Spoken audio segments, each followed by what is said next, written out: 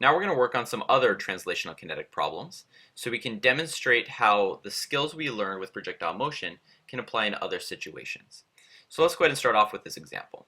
So let's say we've got a car that is initially traveling at a velocity of 10 meters per second, and it gradually speeds up to a final velocity of 30 meters per second. And let's say that it does this at an acceleration of 5 meters per second squared, or in other words, 5 meters per second per second. So go ahead and take a second and calculate how far this car is going to travel from an initial velocity of 10 meters per second to its final velocity of 30 meters per second. So what you should have first done is solve for the time, right? Just like with projectile motion problems, it's the number one thing we always want to solve for because it's what we're going to use as a basis to solve for all of our translational displacement.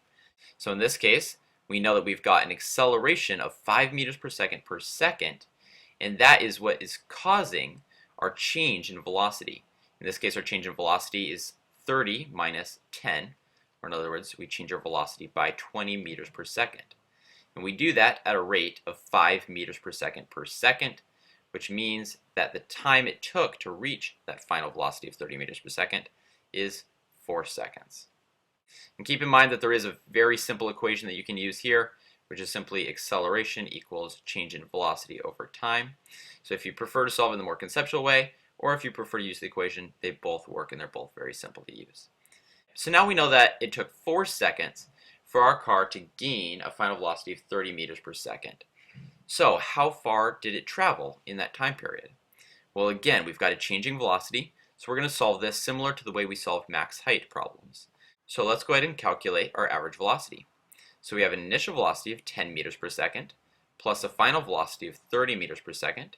Average that out by dividing by 2 will give us an average velocity of 20 meters per second.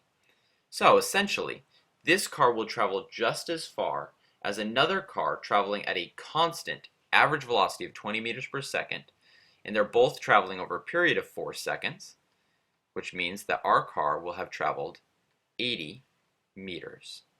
And there you go. It's as simple as that.